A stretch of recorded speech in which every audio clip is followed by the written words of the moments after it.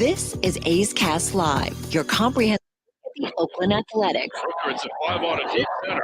Robert going back at the track. He will turn and watch it fly. And 29 other MLB clubs. Adolis Garcia sends on the other way. That sends Carroll back. He's at the legend.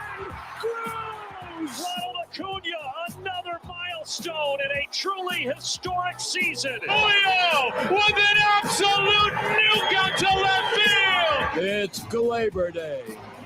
And like a good Glaber, Torres is there. Join us as we take you inside the baseball universe. From humidors to Stuff Plus to walk-off dingers, we have you covered. Spend your afternoon with us, only on A's Cast Live. Here's Chris Townsend. Good afternoon, everybody, and welcome to A's Cast Live from the Treehouse. It is happy hour. The gates will soon be open, and everybody will be flooding in. I can tell you there's unbelievable prizes here today when they're going to be playing bingo. I saw the lineup card signed by Dallas Braden the day that Dallas Braden on Mother's Day threw the perfect game. Really, really cool. Turn my headset up a little bit. And they've got jerseys. They got a lot of stuff given away today here in the Treehouse. So as an A's fan, you like merch, you like cool stuff, get up here to the Treehouse. Got the drink specials, got bingo, got Ruby Lopez is here, Amelia Schimmel is here, and they're going to be playing bingo with everybody and giving away the great prizes. Really, really cool. We've got a special show for you today. Jeff Nelson, who does, is it TV or radio? Does he do TV? He does TV for Yes. He doesn't do any radio? Not that I know of. He's usually on TV. He might do radio, but he's doing TV this series with Michael Kay. Well, you talk about four-time World Series champion, 55 postseason appearances, knows all about the Coliseum. He's a perfect get by Cody because he had 3 different stints with the Seattle Mariners, even with the stint with the Texas Rangers, and then, of course, with the Yankees, his career in the American League. Talking to him about playing here. Cannot wait for Jeff Nelson, who was a premier reliever back in the day. Can't wait to have him. We're going to have the Mark Kotsay show is today. Our guy, the GOAT, the great one, Chris Mad Dog Russo is going to join us. We taped him earlier today. He was in New York, and just go over a little bit of the history of the A's and the Yankees. We'll talk to Mad Dog. And then Brady Basso is going to be here, the lefty who is I gave you that one, yeah. He has it on mine too. Never mind. Okay. I was making sure the names are on there. But you're already going through it, so we're good. I was going through it as you're. It's okay. It's all right. Brady Basso will be here. I've been very impressed since he has been a starter. But really, today is the start of the last homestand. And this is our last show in the Treehouse. And it's getting real that, this is the finality. This is the end, right? You've watched it for so many years, and every story has an end. And we're approaching that end. I remember when the Treehouse first opened up. I remember when construction was going on. I was actually doing Warriors at the time, pre and post game. So when I got brought in to do the Warriors for 95.7 the game, and my old boss called me and said, "Hey, come over from the arena." So there's the corridors underneath where you can go from the arena here to the Coliseum. And I got done doing the Warriors pregame show. I don't even remember what the heck we called it. And I walked over from doing the Warriors, and I walked up here. The flooring wasn't in yet. The bar was just put in. They had gotten cranes to put in this huge, massive. This is real, by the way. And if you're listening to us and you've never been to the Treehouse, I apologize. But for everybody watching, this big piece of wood is real. So it took cranes. They had to bring cranes up to deliver this piece, and there's a couple more pieces here in the Treehouse. And I remember walking in going, wow, because this was just, this was built as a generic bar, the East Side Club, way back in the day, really for football, for Raider games. And so they took just some random, just regular bar and turned it in a place where we could host parties, people could come before and after games, and just really a place for A's fans to go that was unique, as the A's were looking to change a lot of different places inside the Coliseum, right? We have all these different, the Budweiser Terrace, and then we have the Stomper Zone, and changing everything, which, by the way, I can tell you, because I was working for the Raiders also at the time, it really fried them. It fried them because they were leaving, so they had no control. So the A's were changing all these things in the Coliseum. So it's always funny when, and I don't talk about it because I don't want to get into it with people on Twitter, X, and everything, where they say the A's have never done anything to the stadium. And I just go, man, it's just not right. It's just not real. It's just not right. The A's have done a lot to the stadium. They poured money into the stadium. They did so much that they pissed off the Raiders all those years that they were changing things. Like when they made this part of the treehouse out in front, right, where people can stand and watch the games. Well, seats used to be there.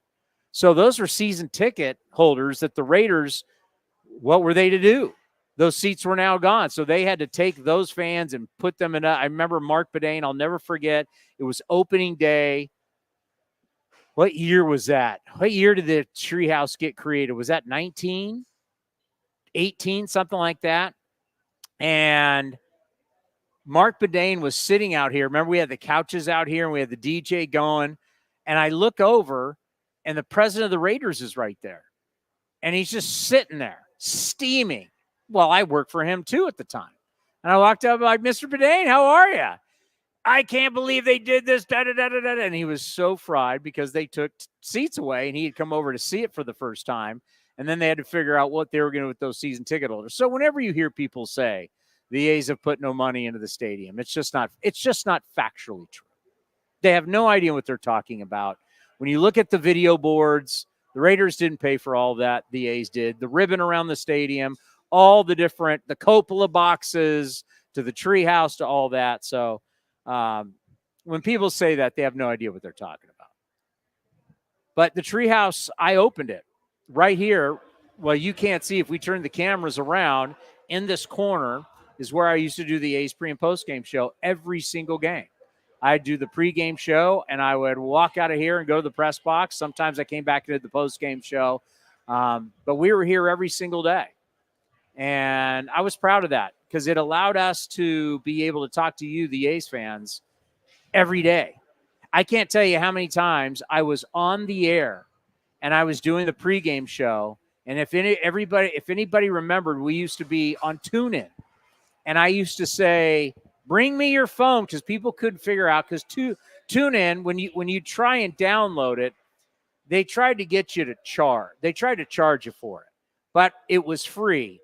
There was a little X in the upper right-hand corner that you really couldn't see unless you were looking for it, and it messed everybody up.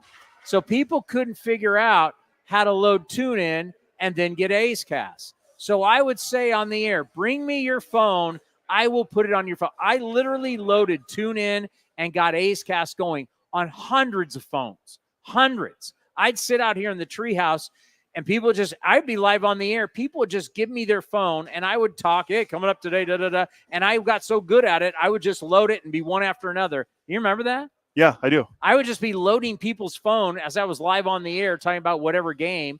And I do it during the post-game show. I literally loaded it on hundreds of people's phones. Could be well over 1,000.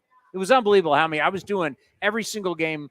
I mean, people are handing me Android. They're handing me iPhones. I learned how to do it on everybody's phone, right? Well, they have to worry about a flip phone then. So my dad wouldn't be able to get through. No, we weren't doing the old, the great flip phones that were skinnier and easier and great. I miss the old flip phones. But my dad still uses one. They're great. I loved my flip. What was the Razor? The Razor. That was Razor. It came back again. Is it back? I don't know if it's still back, but it came back, not long ago. They were so thin, the Razor phone you put in your pocket. It was great. So all those memories. And we had the big watch party for, I guess the treehouse might have been here since like 17. Because we had the watch party in 18 for the Yankees and for the wild card game. The wild card game between the A's and the Yankees was 2018, right? Yes. So 18. We had the watch party here. 2018. Was it Treehouse? Yeah. So it all started in 2018, which you look back was now a while ago. So we had a huge watch party, all A's fans here. Unfortunately, that game didn't go the way we thought it was going to go, but that was great. We had a few watch parties. So I'm so glad that we're in the Treehouse one last time, and the A's fans, the gates are starting to open right now. We're going to have a good crowd tonight, about 23,000 people. Tomorrow night should be pretty slammed because it's going to be fireworks and it's going to be the drones. Is it the Ricky Anderson bobblehead tonight? Ricky's tonight, yes. And tomorrow's the drones. Yep. Would you have anything on Sunday? Alumni Sunday. Carney, Terry, and Miguel Tejada. Totally forgot about that. Yeah. That's because we got to be here when the sun comes up. And it's a night game. It's a Saturday night game. Yeah, you guys have that. I have a wedding I'm going to, so we're all going to be doing something late that night. On Saturday? Yeah. And don't forget, we got the big San Jose State, Washington State game tonight. Pullman. Starting at 7 o'clock tonight, Raider Vito. San Jose State, Washington State. You know where the Spartans. You know what channel that game's on? CW. CW. It's on the CW? Yeah. Is Mount West games on the CW? They're on the CW and CBS Sports. And Max also. Streaming on Max and like True TV and all that. Sorry for being out of the shot. I'm going back and forth with Jeff Nelson. He's actually down on the field, so I sent Michael, one of our production assistants. We got to get him up here. I know. He said, I told him I'd send someone down. He goes, okay. And he goes, wait, I'm actually on the field. So I said, Michael, go down the field. I mean, he's a 4-time World Series champion. You do what he asks. Well, he's like 6'6". You can't miss him. How big is he? He's a big man. We're going to have to raise the camera because, we're kind of short when it comes to all these guests we have on. Have we got a report on Juan Soto? Juan Soto crashed into the wall, went underneath the pad yesterday at Safeco. You call it T-Mobile. Well, what is it? It is T-Mobile. T-Mobile. It was Safeco. With Safeco, it's T-Mobile? It's T-Mobile, yes. So he slid and hit the concrete down the left field line. So is Juan Soto in the lineup? Let's find out. I didn't look at the Yankees. Sorry, that's Michael's job. He's the Yankee guy. Because you're going to hear from Mark Kotsay. Obviously, this is a series that is going to be big for the young A's players, right? You got the Yankees here. They're battling for the best record in the American League. Soto's in the lineup batting second. Okay, so Soto is okay. And he's playing right. He's not DHing. So you've got the Yankees who are battling Cleveland for the best record. They're both in the playoffs right now. And the Yankees are battling Cleveland for the best record. You want to have that best record. You want to have the home field. And this is going to be a great series for the young players, for the young pitchers. You're getting the best pitchers for the Yankees. It's a great learning experience. The quest really for 70 wins to be a 20-game improvement for the A's from one year to another. A 20-game improvement in our sport is monstrous. Yeah. It's a huge improvement. I just want to see you get this dinner. That's what I'm more concerned with. We're not supposed to talk about that, Cody. But, yes, I do have a bet with a person that also is around the A's. They don't work for the A's. They're with a different media company who was lipping off to me. In Arizona, yeah. And really acting like, are you serious that I went with 70? I upped it because I think he would have took the bet at 65 because his emotions were not about the team. His emotions were about the team leaving Oakland. Yes. Right? So him bagging on the team and me challenging it because, most members of the media don't challenge each other. Don't be shocked. I have no problem doing it. So I called him out, which led to a bet. I upped my ante to 70 wins. I think he would have took 65, maybe 68.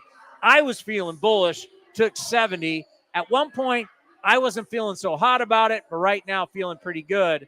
But enough about the bet. We're 3 away. It's really what it would signify, and it's growth. And that's the big thing. Can you see the team getting better? Can you see the growth coming from the manager, the front office, the coaches? And I think, no question, we'll ask Jeff Nelson about that, right? Because Nelson played not only on great teams, but played on some bad teams. What does that mean to have that kind of growth? Because that absolutely is huge growth. Michael said they're on their way up now, so we should probably break in a few minutes so we get everything set up for him. All right, coming up next, he's a 4-time World Series champion. Jeff Nelson right here on A's Cast Live.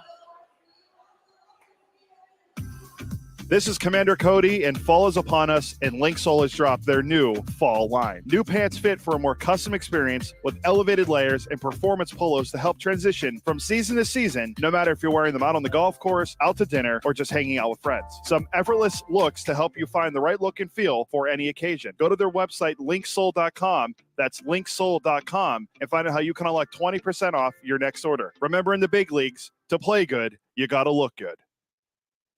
Where does one community end and the next begin? Across the railroad tracks? On the other side of the river? Is it between the east side and the west side? At Comerica Bank, we believe it's all one community, and we're all part of it. That's why Comerica has invested over $20 million for affordable housing, financial education, and workforce development in lower-income communities. Because when we raise expectations for everyone, we all rise. Member FDIC, Equal Opportunity Lender. Hi, fans. This season, Kingsford Capital Management is the official hedge fund sponsor of the Oakland A's. At Kingsford, down to business is their way of seeing the world. Investing has its pitfalls, treacherous chasms of half-truth and despair. Kingsford's mission is to create opportunity through application of proven innovation and entrepreneurial focus with trust, tenacity, loyalty, and growth, establishing a strong reputation as a proven intendant and validated bedrock of American finance. Kingsford Capital, down to business. If you haven't been to the Chicken Pie Shop in Walnut Creek, what are you waiting for?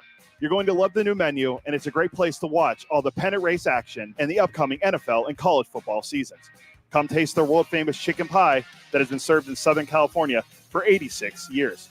Spacious indoor and outdoor dining, perfect for your next corporate party or birthday celebration. Don't forget free parking. For more information, go to chickenpieshopwc.com. That's chickenpieshopwc.com. Hey, Oakland A's fans, step up to the plate with Xfinity Internet. Get the fastest speeds and low-lag streaming for an incredible viewing experience that knocks it out of the park. And you'll have a consistent connection with reduced buffering and freezing, so you can stay in all the action inning after inning. When it's game time, make sure to catch it all with internet that's powerful and reliable. Stream sports from the best seat in the house with Xfinity, because it's only live once. Actual speeds vary and not guaranteed. Many factors affect speed. For factors affecting speed, visit xfinity.com/network management. This is the place where you can dance like nobody's watching, win like nobody's business, and get away like you mean it. So what are you waiting for? Come join the party. Take that evening out and make it a night you'll never forget. This kind of action can't be beat.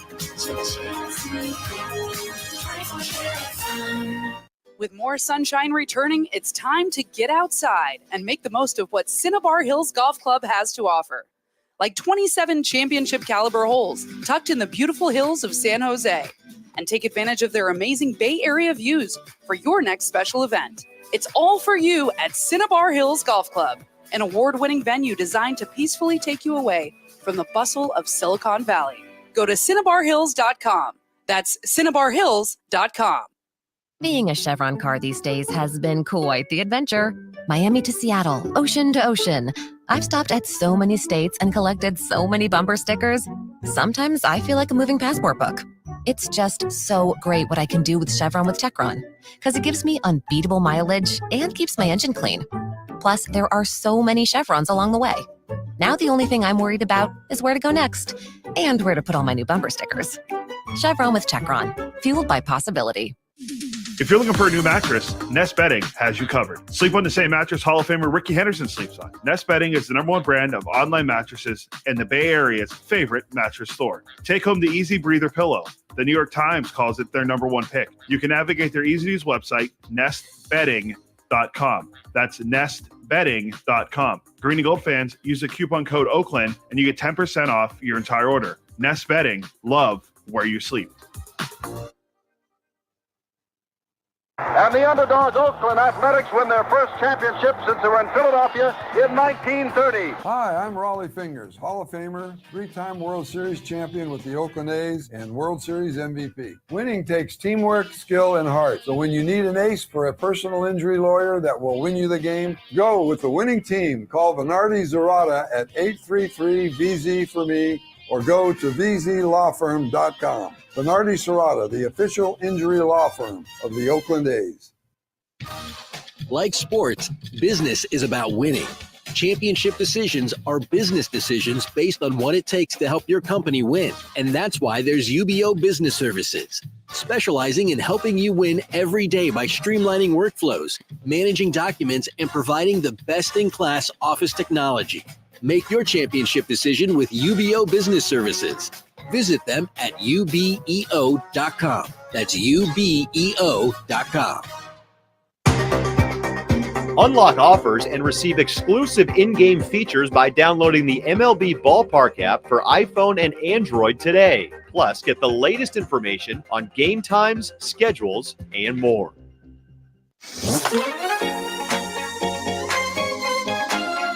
A's Cast Live continues from Rickey Henderson Field. Here's Chris Townsend. Well, when we talked about having players that understand the Coliseum, what it's like to pitch at the Coliseum, Jeff Nelson here, Yankees TV, but of course all the years with the Seattle Mariners, 3 different stints with the Mariners, right? 3 different stints. 3. You had a stint with the Rangers. I did, and one with the White Sox, but I don't know if I came out here with the White Sox. I'm not sure. I might have missed that trip. Your whole career was the American League. Yes. And you think about 4 World Series championships. I want to say I think it was 55 appearances in the postseason. Right. But you know this building as well as anybody, pitching so many different years. What was it like coming here knowing that this is it? I it's a little emotional because, I didn't realize you don't start thinking about it until you actually get here. And then everybody starts asking you, you've been here so many years. What was your favorite moment? And you could easily go back and say, okay, the playoff games against the A's in 2000, I was in Seattle in 2001. And if you guys would have beaten the Yankees, then we would have played you in the ALCS. But I think when I first came here in 92, I was always a big Dennis Eckersley fan. And that's one of the reasons why I wore number 43. Yeah. And in the minor leagues, I changed my motion just because of him. So before they had stands behind home plate, we were able to go back there and you could actually see him throw and how outstanding his control was. And, those years when they had the big lineups, you Canseco, McGuire, Rickey Henderson, Carney Lansford. I mean, the teams that they had, it was just incredible. And then as the years kept going on, Miguel Tejada and Chavez and Giambi, Oakland always had great teams. And I always loved playing here. I loved pitching here. They always had one of the best mounds. I know every mound's supposed to be the same height, but they cut the mound and the slope that it felt like you were right on top of the hitter. And obviously pitcher-friendly foul territory. Yes. Absolutely love that. I've never heard anyone ever come here. I've been doing this a long time. I didn't like pitching here. I've never heard that. The only thing is I think they had you had the A's fans, but then you had a lot of disgruntled Raider fans, and we would hear the disgruntled Raider fans every time we came in. The bullpens were right on the field, one of the few places where the bullpens were actually on the field. So you heard the fans behind us. We would shag flies out here, and I would always be in left center field. You'd always hear the fans out there. So, but it's a special place. I'm definitely going to miss it. Yeah, and being the last homestand, I think it's great having the Yankees in. It's going to be some spirited crowds, and we talked to Chris Mad Dog Russo. It's going to air later in the show. Just going over the history. Think about the Yankees late in the 70s, but obviously the A's early in the 70s, winning 72, 73, 74, battles, throughout the years. We start talking about the late 80s A's that went to – you're probably in high school at the time, right? I was in the minor leagues when they played the World Series against the Giants. What was that, 89? 89. Yeah. So I was in the minor leagues then, but I know those years 72, 3, and 4, they kept comparing the Yankee years when we won in 98, 99, and 2000 to those years. And so it was exciting. It is definitely a little emotional knowing that this place is going to disappear and the A's are going to be somewhere else, because there's always so many great memories. I mean, even some bad memories that I had, but I still love pitching here. One year, I think 95, I gave up 18 runs, I think, total in the year. 11 of them were against the A's. And, I was like, I went to Lou finally, and I said, hey, when we go into Oakland, can I not pitch against this team? I'm going to take the series off. But it's always been a special place. The A's have always had great teams. And just when I was in Seattle and New York, the competition between both them and the A's. It was great. It was always fun to compete against those A's teams. Well, you think about your career. I mean, all the postseason games. I mean, 55 postseason games is absolutely incredible. Some people just want to play in one. I want to play in one postseason game. You got to play in 55. It's the 4 World Series rings. I mean, when you look back, I mean, it's you have a regular season career, but when you played for the Yankees during that time, and even in the Mariners, you really had a career in the postseason. Yeah, I spent so many years in the minor leagues. I was 7 years in the minor leagues before I made it. I signed out of high school when I was 17, so I was still a little young. And when I finally made it in 92, I was like, okay, I'm not going down. And then you take that attitude into the postseason. And I didn't want to just sit there and watch. And it was harder, to watch the postseason. It was a little bit easier to pitch in it because then you had a little bit of control. But when I was in Seattle in 95 was the first year that we made it there. And then you go over. That was epic. Oh, that was probably one of the best series that I've ever been a part of. Yeah. And then you get traded over to New York, and the expectation level is through the roof. You have to deal with the media, Mr. Steinbrenner back then. You had the fans. So the expectation level was through, so great that you didn't want to not do well. And so it was just, I was blessed playing at the right time. I'm maybe still a little upset that you guys didn't beat the Yankees in 01. So then we could have battled together the American League West, because back then we won 116 and the A's won 102. I mean, that was a really good division back then. So just so many great memories. You look back on the career now that the stadium this Coliseum is going to end. Even the PA announcer, just to hear in that deep voice, calling out guys' names and positions and at bat and who's pitching. Tony Russo on the other side. Him and Lou Piniella and Joe Torre always used to battle back and forth. And, it's just so great to think about those times. Well, we can't get into it, but there are so many great Lou Piniella stories. Johnny Gomes was telling us, because Johnny used to play here, but Johnny goes back to him with the Devil Rays. The Devil Rays, yes. Interesting, Lou Piniella. When you think about the Yankees right now it's obviously you want to finish off the division, but it's the battle with Stephen Vogt, our old Stephen Vogt, and the Guardians for the best record in the American League. Yeah, it's going to be a battle. What Cleveland has done has just been amazing. Stephen Vogt has done an outstanding job. When I went to Cleveland, I ran into him and I said, listen, I even congratulate him. This was in the beginning, about midway in the year when they were in first place. Nobody thought they were going to be in first place. Yeah. You lose Shane Bieber for the year, their ace, and all of a sudden their bullpen's probably the best in baseball. Offensively, they've done a great job. It's going to be a battle. You look at the schedules, and I think the Guardians have a little bit tougher schedule going forward than the Yankees, because the Yankees have here, they play the Orioles for 3. That'll be a good series because that's going to decide who's going to win the East. And then they have, I think they have Pittsburgh at the end. So, but the Guardians have a little bit of tougher schedule. But going into it, it's going to be one of those two teams are going to be number 1. The other one's probably going to be number 2. And you think about what playoff baseball is now. God bless all the starters, but they get the hook early. It's you bullpen guys who are deciding everything now. Yeah, and I think it goes back to when we started playing and how important the bullpens were. I mean, now even more so because the starters don't give you length. I mean, back then it was a little bit different. Starters were used to going deep into the game, even throughout the season. The pitch count wasn't looked at as closely as it is now. So we really, with Mariano Rivera, when I was with the Yankees, really only had to worry about a few outs in the 7th and 8th, and then you hand it over to that guy. But now it's a little bit different because you have starters going 4 and 5 innings, and if they don't do well in 3 innings, they're getting a hook.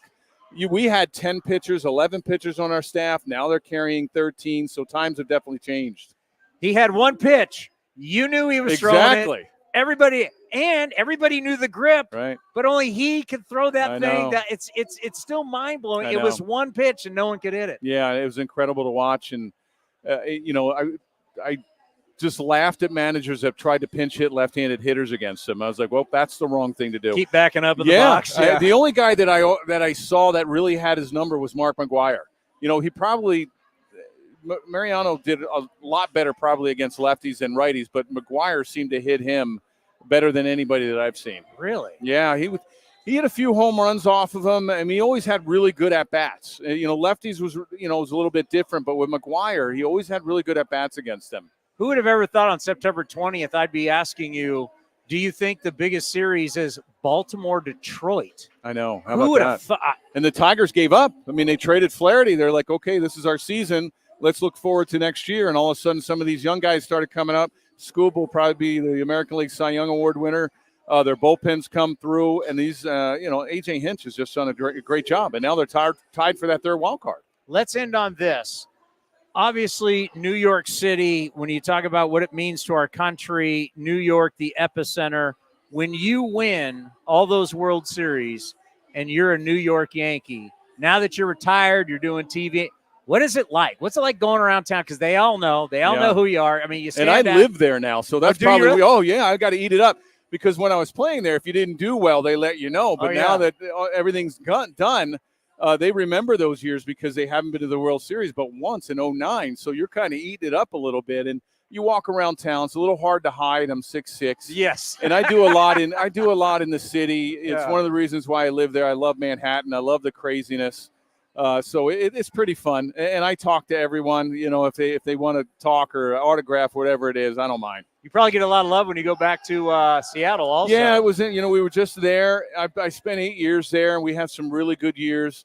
It's a shame that they're the only team that's never made it to the World Series. Isn't I was that shocking? hoping, yes. With all that talent? I mean, you look at the year in 2001, they win 116, and then all of a sudden they don't make the postseason until, 22, I think? So, it was 20 years. Yeah, so it was incredible that you have that great of a year and you don't get back until 20 years later. Well, you had an incredible career. Well, it was a lot of fun to watch and all the success on television. Thank you. And unfortunately, this is it at the Coliseum, but it means a lot that you came out. Yeah, I appreciate it. Anytime.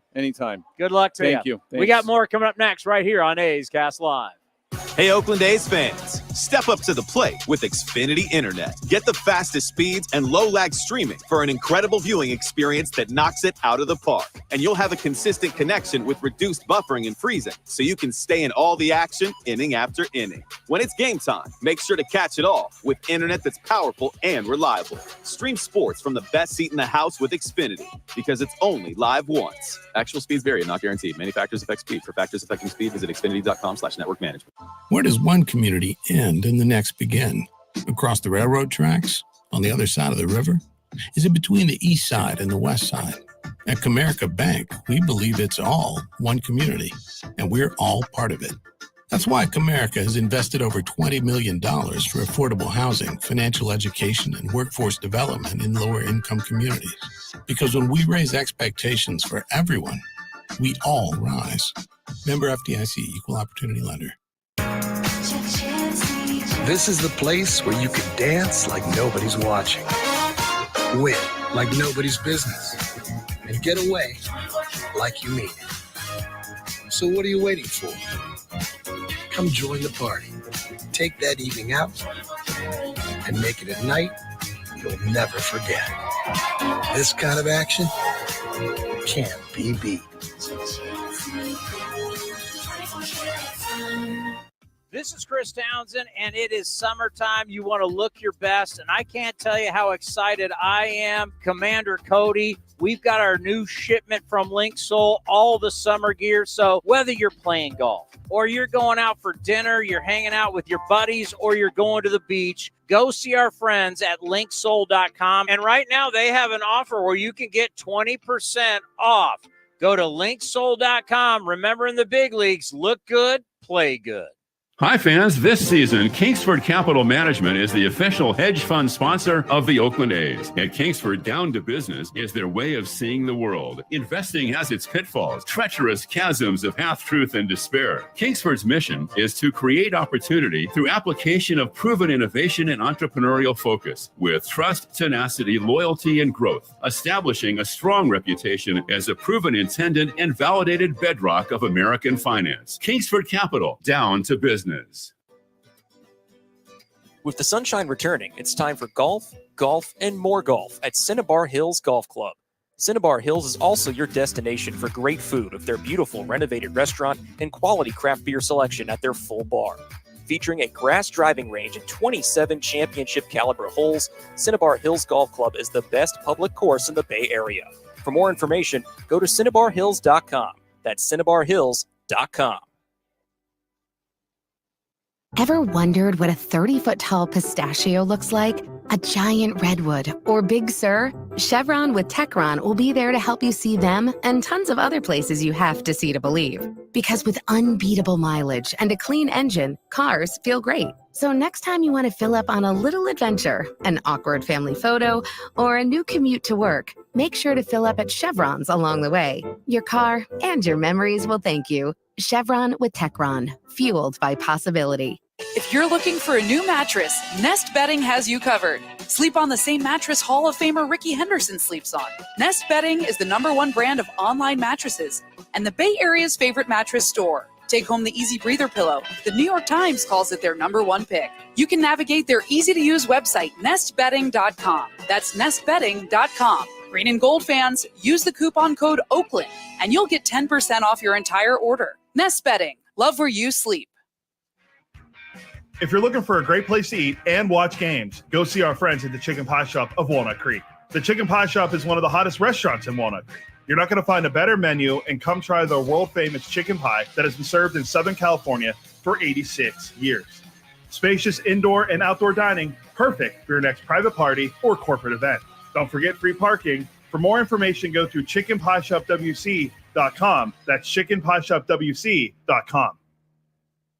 And the underdog Oakland Athletics win their first championship since they were in Philadelphia in 1930. Hi, I'm Raleigh Fingers, Hall of Famer, 3-time World Series champion with the Oakland A's and World Series MVP. Winning takes teamwork, skill, and heart. So when you need an ace for a personal injury lawyer that will win you the game, go with the winning team. Call Venardi Zerata at 833-VZ-for-me or go to vzlawfirm.com. Venardi Zerata, the official injury law firm of the Oakland A's. Like sports, business is about winning. Championship decisions are business decisions based on what it takes to help your company win. And that's why there's UBO Business Services, specializing in helping you win every day by streamlining workflows, managing documents, and providing the best-in-class office technology. Make your championship decision with UBO Business Services. Visit them at ubeo.com. That's ubeo.com. The A's YouTube page is your go-to destination for A's video content. Get access to great highlights, exclusive behind-the-scenes content, classic games, A's Cast Live, and more. Visit youtube.com/athletics. You're listening to A's Cast Live. Here's Chris Townsend.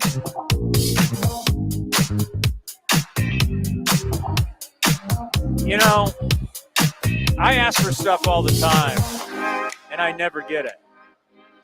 You just snap your fingers, and look, you got your own microphone, and you're King Korach. You can do whatever you want. When you put in 29 years. 29 years? Yeah. You've been doing this 29 years? Right, yeah. Seems like just 3 or 4, right? How are you? I'm good. How are you, Towny? Long time since I've seen you. Yeah, saw you yesterday. Good to see you yesterday, but yeah. kind of emotional as this is, I kind of opened this Treehouse. I was here every day when they opened it up. And it should be called Towny's Treehouse. Remember, we did every pregame show from here. Oh, I know. I remember. Yeah, you kind of broke this place in. And the only reason we stopped was because of COVID. That's right. Yeah. It wasn't because we had a whole set. It was right in the corner over here. Right. And then COVID, obviously no one was allowed into the stadium in 2020. And then we still had COVID-like rules heading into 2021. This wasn't really happening. So we never really came back until, was it last year we started doing the happy hour. So it's great to be back. And it's, we didn't travel in 21 either on the broadcast. That's so right. That was 2 years in a row that we did the games from here while the team was on the road. Yeah. What's it going to be like for you the next couple days leading into next week? It's going to be emotional, as it will be for you, because you've been so tied into this franchise, and you speak to the fans every night on your show. I've tried to go around the ballpark and, like today, just talk to some of the security people and the people that we've known for like we said, for me, 29 years, and it's going to be an emotional time. Everybody has talked about that. And I think this is really all about the fans, because this becomes a community And I think it was David Feldman who was talking about how it grows organically. You come to a ballpark, and then maybe you come the next time or the time after, you see the same people. And now for 5 or 6 or 8, 10, 20, 30 years, you see the same people. So it's not just that a ball club is important in a community. There's a community that develops within a ballpark. Yeah, the fans come together. You get to know people. I mean, groups have been started out in left field and right field, and then season ticket holders get to know each other. Next thing you know, you've been sitting next to somebody for like 30, 40 years, and you know their kids, and then here comes the grandkids. It is amazing how community organically happens at the ballpark. Plus, I need some help after all these years. All the stuff that's in that little cupboard that we have right back behind where we do the games and in front of where Mike Baird engineers the games. What are you going to do with all that? I don't know. It's stuff that's accumulated in there in those drawers, you know, for the last 29 years. Every giveaway? I don't even know what's in there right now. You know, I mean, I've been dreading kind of going through all that. And, you know, what am I going to take? What am I going to leave behind and all that? And you think about for like your career, what you became as a broadcaster, as you came here as the number 2 guy and you got to sit and work and get to know and have such a great friendship with truly one of the great broadcasters of his time, because Bill King, not one sport will define Bill King, as he was a legend in football, he was a legend in basketball, and he was a legend in baseball. And you, former voice of my San Jose State Spartans, of course, in what you've done at UNLV, you know, you've done football, basketball, and baseball, but getting a chance to work next to Bill King when you first got here, and then taking over as the number 1 as you've been for all these years, it's been amazing for your career as your career has grown here. Very fortunate, Towny. I never thought I'd get a year in the big leagues, let alone 29 with the same club. So the A's have been great to me, and the A's fans have been great. And, you know, speaking of Bill, it was so important, I thought, for some of us, a lot of us, that Bill received the honor, posthumously, of course, to go into the A's Hall of Fame this year. That was so meaningful because, I don't know, Ricky Henderson is down in the field today. I had a chance to say hello to him. I don't know, it's hard to quantify something like this. Like, who meant the most to the A's franchise over these 57 years in Oakland? But I don't know that anybody meant any more to the franchise than Bill King. I think maybe you start with Ricky, but Bill meant so much to the A's fans as well, Towny, and in the way that he told the story of this club for 25 years. Well, and when you think of Bill King, too, as I look out and I see a Raiders sweatshirt, you know, all the big games that Bill called, just not baseball, he called legendary. I talked to Chris Mad Dog Russo, will be later today. We talk about it. You know, some of the biggest games in football history, all the greatest players in football history played here at the Coliseum, and Bill called those games. Yeah, including a game in San Diego, too, right? The Holy Roller. Yeah, right. Super Bowl games and Old Man Willie. And, get your big butt off the field, any day. George Blanda is king of the world. Yeah. And it was, whenever I would watch a Raider game, I would turn the sound down in the last 2 minutes if it was a close game, just to hear Bill.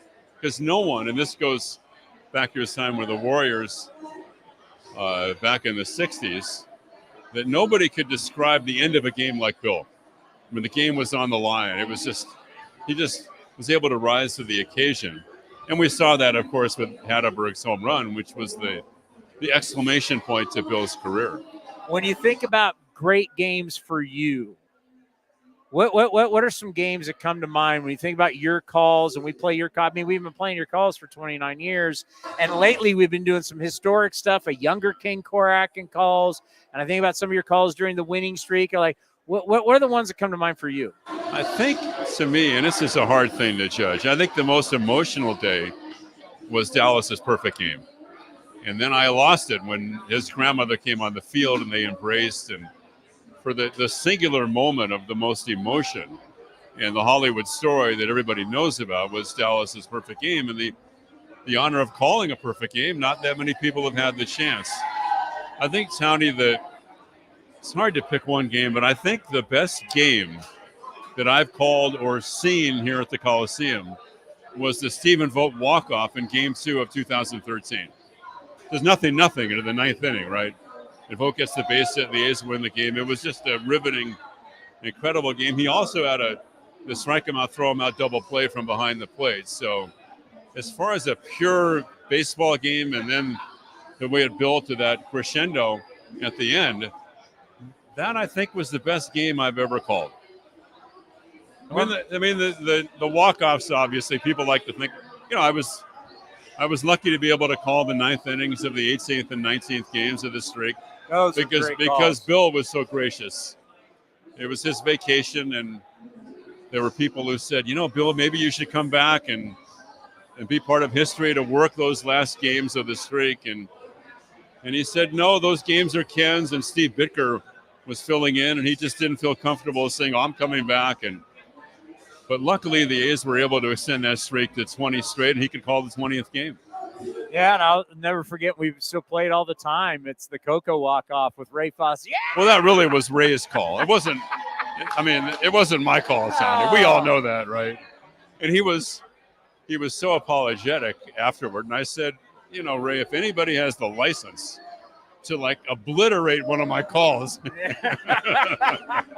you have – because, A's fans love that because it's the unbridled emotion that they got from Ray in a situation like that. And I always loved day games because Ray Fosse in the booth with you guys had such a great relationship. And Ray was different on radio than he was on TV. He could be different. He could be more just Ray Fosse. There was something special about day games. You and Ray Fosse together with Vince. It was awesome. Yeah, and he loved working with Vince and loved working with Bill. And I think the three of us. It was unusual in baseball. You don't have many 3-man booths or 3-person booths, I should say, and it worked. It worked, and I think Ray was a big reason for that because Ray didn't feel like he had to come in all the time. I think Ray understood the difference between the two mediums, radio and TV, and he really understood that great.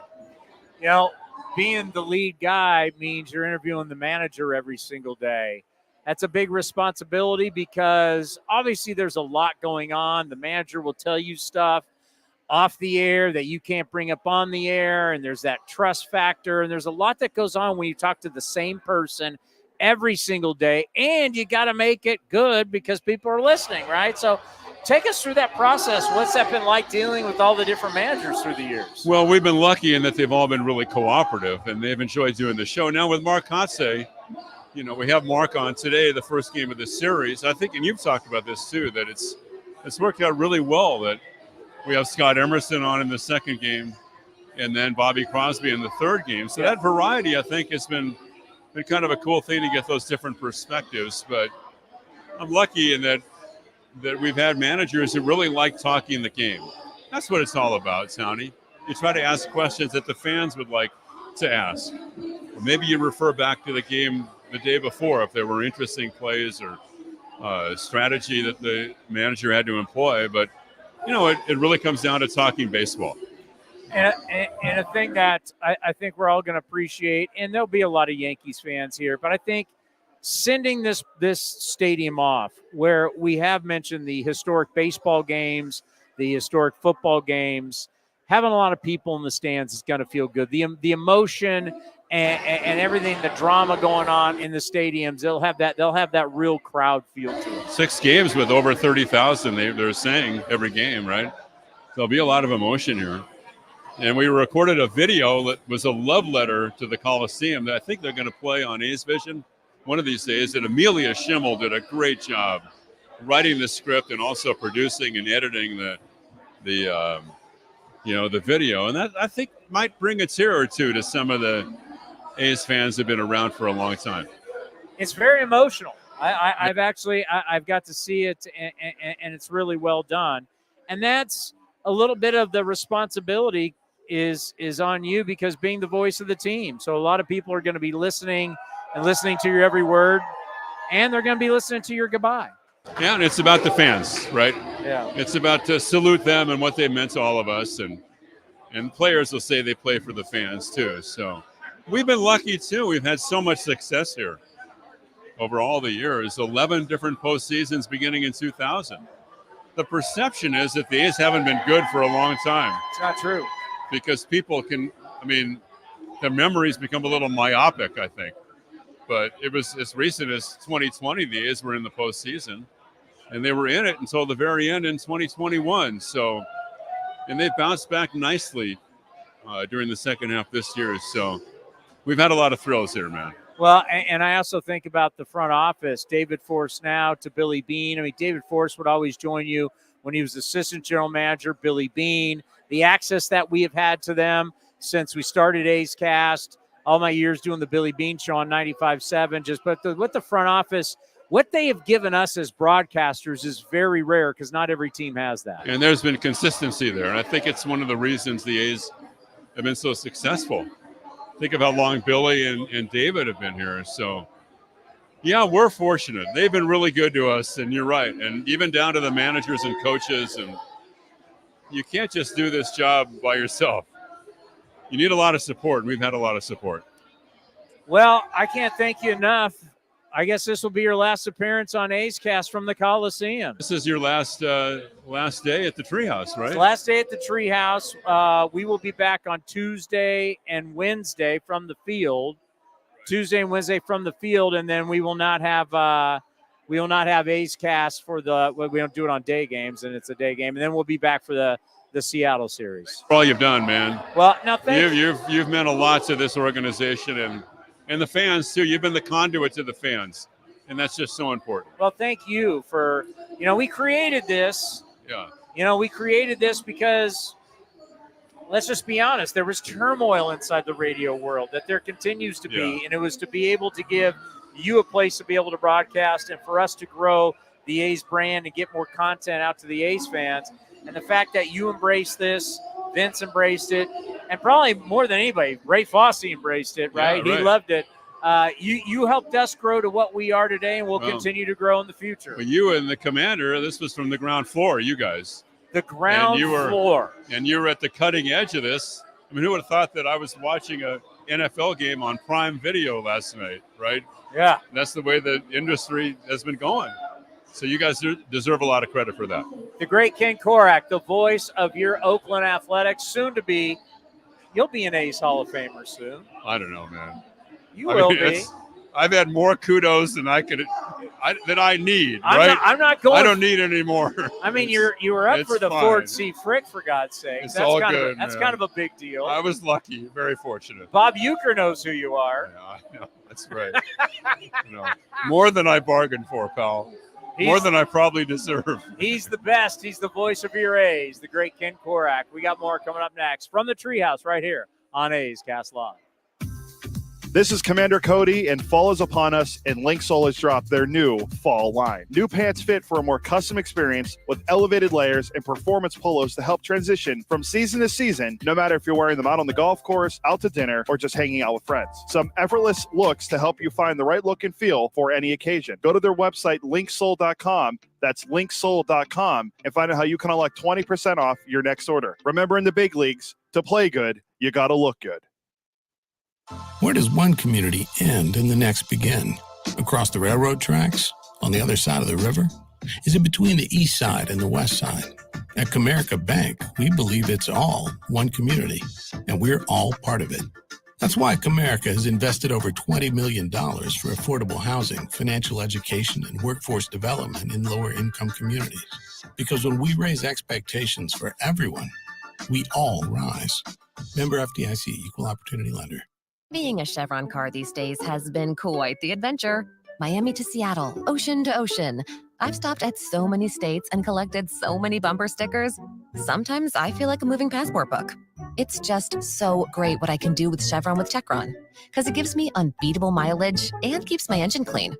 Plus, there are so many Chevrons along the way.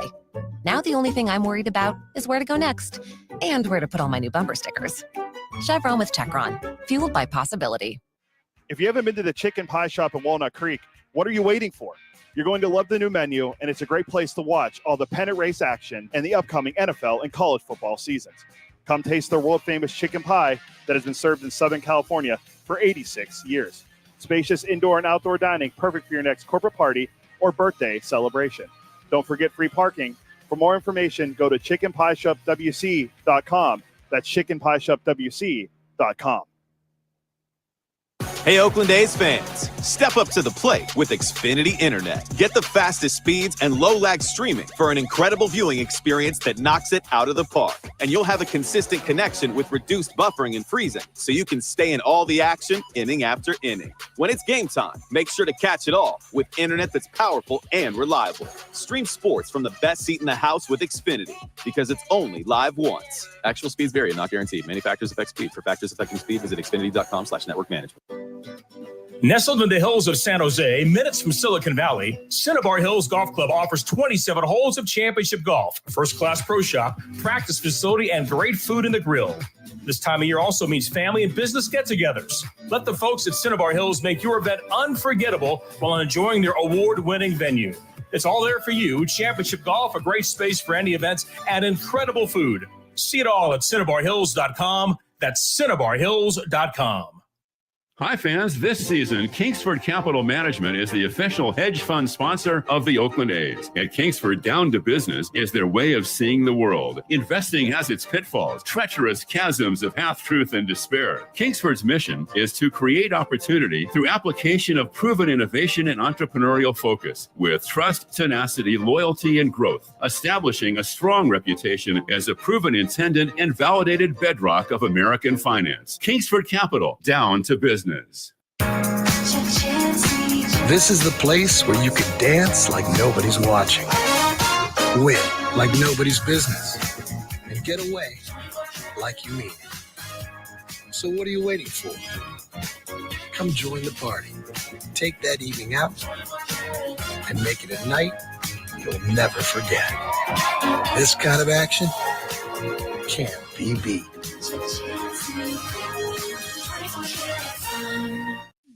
If you're looking for a new mattress, Nest Bedding has you covered. Sleep on the same mattress Hall of Famer Ricky Henderson sleeps on. Nest Bedding is the #1 brand of online mattresses and the Bay Area's favorite mattress store. Take home the Easy Breather pillow.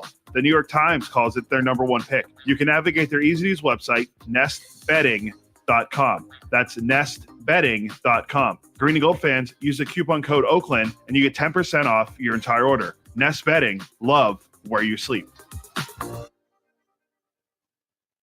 Looking to stay up to date on all things A's? Head over to athletics.com/A'scast. That's athletics.com/A'scast to listen to A's baseball in full 24/7 coverage of the A's, only on A's Cast. With a single click, you can stream great shows, live pre- and post-game coverage, and of course, all the great action of the A's this season. Head to athletics.com/A'scast today.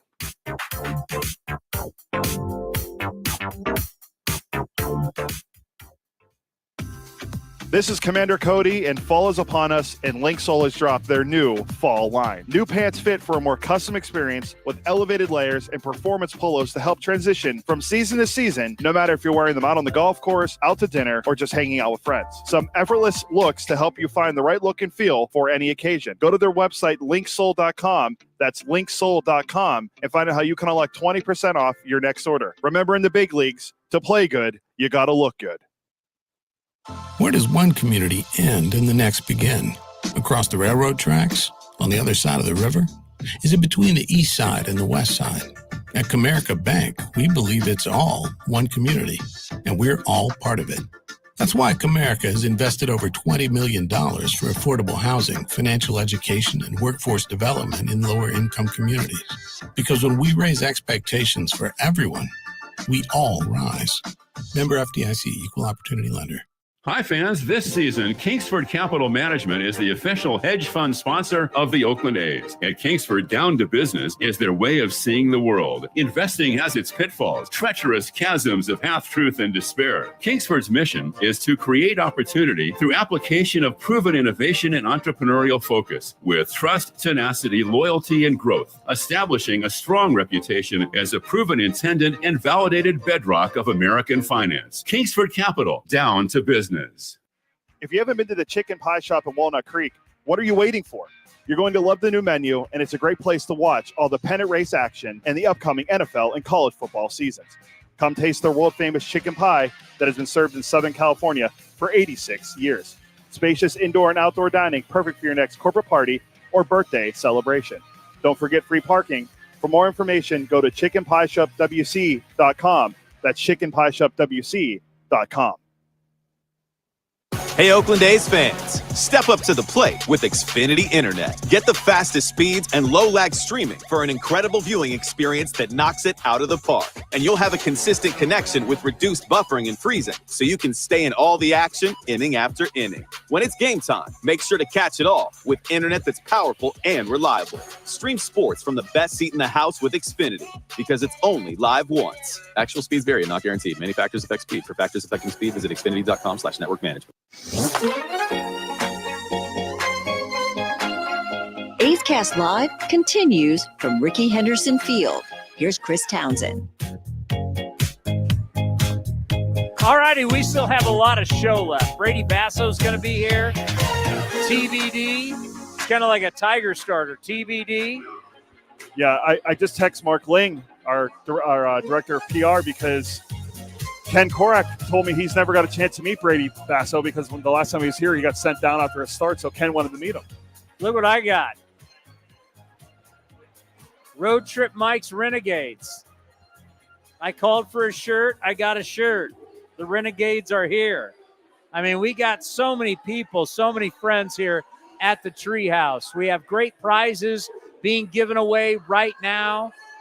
A replica of the scorecard the day Dallas Braid threw his perfect game, who Ken Korach just said probably his finest broadcast or the one he'll remember the most. So it's a replica signed by Dallas Braid. You think of all the great moments that have happened here, and that's Ken's favorite, most memorable one. I mean, it means a lot. I mean, what the day meant to Dallas, and the embrace after with his grandmother, it was awesome. And it was great that you went down that road with Ken to ask him some of his favorite calls and all that, because obviously the walk-offs and all that. But when you brought up the Ray Fosse call and with Coco, I mean, that call will live forever for me. I mean, I love that call. Yeah, I've been thinking about moments in my life, and I think we'll talk about that at some point. This isn't the time, but I've been thinking about just great moments that we have had with all the different shows. One show that I will never forget is after 2012. Well, probably one of my finest moments in the history of my career is when I kicked Dave Dombrowski out of the booth. Like, I've thought about that booth that we've been in now, because for years that booth, it's now the A's Cast booth, but for years that booth was for the visiting GM. And so, I mean, I've done hundreds of shows from there. And also during football season, it was the instant replay booth. Yeah. You may not realize this, but the NFL instant replay technology is still up in our booth. It still says "I" on our window. Still says NFL, yeah. So we had the technology still in the booth. We could do instant replays from our booth if we were doing it NFL style. Oh, by the way, I got a text. Basso's on his way up. So I've done so many shows from there. You think of all the different radio stations that we've been on and all the different shows I've done from that booth. Well, it just so happens that Coco walk-off, Dave Dombrowski, now the president of the Phillies, was the president, GM, whatever his role was. He was the big dog for the Tigers. And the first GM I ever interviewed, by the way, when he was with the Marlins. First GM in my career I interviewed. I've known him for years. So he's in there with his assistants. And they're angry. They just got walked off. And I'm sitting there and I'm waiting. And I'm outside. And I'm waiting. And then I'm looking at it. And then I start to realize, man, we got to go on the air. Because I had to dial up back then, and there was a different way, and it was a process to get on the air. Finally, I have to open the door. Mr. Dombrowski, I apologize, but I have to do the post-game show. And unless you want to hear me taking phone calls from a bunch of happy A's fans, and you go, I'm sorry, we were supposed to leave. So they gathered all their stuff, walked out, I dialed up, and obviously everybody was thrilled. It was then the very next night, probably one of the most memorable shows I ever did was the losing to Justin Verlander. And it was like a 3-hour post-game show going late into the night, all the phone calls, because the 2012 team was special. They were magical. They came together. It was a group of players that from June 2nd on came together because there was a lot of players before then. There were so many different people used, right? The team that went to Japan to start the season is not the same team that was there for the postseason. But Verlander comes out, had the outing that he had. One of the reasons why he's going to the Hall of Fame is because the way he pitched against the A's in the regular season and the postseason. Phenomenal in his career against the Athletics. But it was that night, and we'll never forget when Bob Melvin, on his way home, called into the hotline and wanted to thank the fans for the season. And it was so emotional, and it was so cool for Bob to do that. I'll probably tell this story again on Wednesday when we're closing this place out. But I had people for many years come up to me and say, I cried listening to Bob saying thank you to us. I had people say on their way home they had to pull off the road. I had multiple people say this. I'm not joking. Pull off the road. They're so emotional listening to Bob Melvin. Because that ride that we had in 2012 brought so many people back. Sucked so many people back in. They were a team. It was a band of misfits and brought everybody back. No one won more games from June 2nd on. No one hit more home runs from June 2nd on. The ride was just absolutely unreal. It was huge for Billy Beane.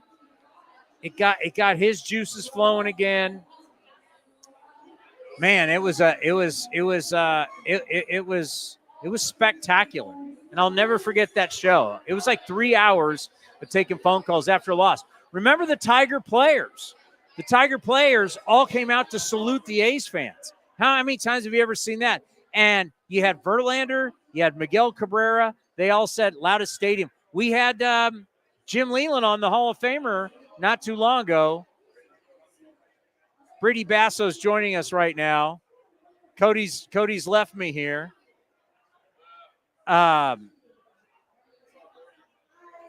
Cody, when did we have Jim Leland on? What was it, like 2 weeks ago? Yeah, last time we were up here. Friday, last time we were up here. Friday last time we were up, we had Jim Leland up here talking about this. It was the loudest stadium they'd ever been a part of in 2012. Well, how are you? Good. How are you doing? Chris Townsend, A's Brady. guy. Nice to meet you. Nice to meet you. I've been waiting to have you on the program because watching these starts, these three starts, obviously the two starts were so fantastic, but, it's about seizing the moment in a career, right? You get that opportunity, you had a couple of relief appearances, but now this was your chance and you seized the moment. What was it like? Man, it was awesome. It was nice to get out there and just give the team a chance to win. It's kind of one of those things where you blink and it's all over and you're trying to remember it, but it was awesome, man. Being out here, being able to do it in front of these fans and everything, it was really cool. Yeah, when you get that call that you're going to start, I try to explain to people all the time, it is taking starters and making them relievers. Starters have routines, every 5 days and what you do in between the starts and how you get ready for your start. Now you're a reliever. It's like just warm up, get ready, you got to get people out. What was it like knowing that you're going to get those starts and you're going to have that opportunity again? It's awesome, because like you said, relieving, it's a lot different. You got to have routine as a reliever as well to make sure you're ready for each day. And so to know that I had time to prepare, it was really nice. And I leaned on a lot of the guys like JP and a lot of the veterans around here who helped me kind of get into that good routine and do what I need to do to be ready. So it was nice. Before we get back to the starts, to your starts, I was doing TV over at NBC with Pip Roberts, who played with your dad in the Padres organization. Really? Yeah, and he was talking about your dad. So your dad was a catcher. Yep. So dad's a catcher, son's a pitcher. How's that always worked for a dynamic? Had to help. There were there's actually, we have like a core memory going to summer ball in 2018. And we drove out to Massachusetts, and he caught me. So he did a ton, man. He taught me so much as far as, from a catcher's perspective, what he needs to see out of a pitcher to pitch well and that type of thing. And so it was really cool having him growing up in that setting and being able to learn from him and all the people around him. All right, so what I noticed watching you pitch was free and easy, clean mechanics, and everything looks the same. It's what we call tunneling in this game. There's been a lot of ways to explain it. Scott Emerson said back in the day it was like the tree coming down the log. Turns out there's a lot of different ways. But you want the hitter, when it comes out of your hand, to not recognize what the pitch is right away. Yeah. Talk to us about when we talk about tunneling, because I look at your stuff, and so much of your stuff looks the same coming out of your hand. Yeah, that was just something, during rehab, when after I had Tommy John surgery, we really just kind of hit it hard on working on trying to throw everything out of the same tunnel. And I've got a really high arm slot, so it was kind of tough. For a lefty. Yeah. And so it was tough to kind of like change up. It's easy to want to drop down on that pitch. And so we just worked really hard to throw everything out of that same hole and just to get them to move different ways. And so, whether it's a fastball going this way, changeup going that way, that was just what we worked on. And I think everyone around me, coaching staff, catchers, teammates have helped so much with feedback and telling me like, man, that looks the same right until this point. And so that's something we strive for as pitchers to, make pitches look like they're a different one or blend them or whatever. And so it's been awesome to be able to kind of hone that in over the last year or two to get everything to really move the same until the very end and kind of go different ways. So I love the curveball, but I want to talk about your changeup, especially to righties, because the biggest thing is that your arm speed has to be the exact same as the fastball, because these hitters, if it's a little off, they see it. They do. So the only thing that's different, whether you're throwing the 4-seam or 2-seam, whatever your fastball is, the changeup grip has to – it's just the change is just the grip, not in the arm motion. How big is that for you to always make sure that the arm speed is the same fastball changeup to that right-handed hitter? Yeah, it's huge. Honestly, changeup was a pitch that I started working on when I was like in high school or younger. And I didn't figure out how to throw a good one until like last year. And so, and that's the thing, with arm speed, if you don't have the right grip, it's too firm. It can look just like your fastball or a bad fastball. And so it's been really awesome to be able to get it to same arm speed, try to just throw a fastball with a different grip and then have it move on its own, not try to do anything with it, just grip it a certain way and let it eat and let it just do its thing and keep the same fastball thought, but let it move how it does. So. The left-handed curveball is a beautiful thing, right? You can spin it. You can make it a hard curveball. You can take something off. I've noticed it's like such a weapon for you that you can get righties and lefties out with it. Just talk about it. It's like magical, man. It's like your special. It's like your magic trick. Thing. Thank you. No, that's been a pitch I've leaned on my whole career. And for there were a lot of people, their curveball is better to, like, if I'm a righty, it's better to a lefty and vice versa. And it's been really nice to be able to use it to both sides because I can get swing and miss both ways. And so it's been like a get out of jail card for me a lot of the time. It'll be, get behind an account and I'll throw it, get a ground ball or get a swing and a miss when I need to. So it's been a really nice thing to have in my back pocket at any point in the count now that I can kind of throw it when I want to. So. See, that's deadly. You feel like you can throw it at any time. Yeah, I do. I'm down 3-0. Here you go. Right. Yeah. I love that. I absolutely love that. Coming up through the A's system, what does it mean to get here, coming through the system?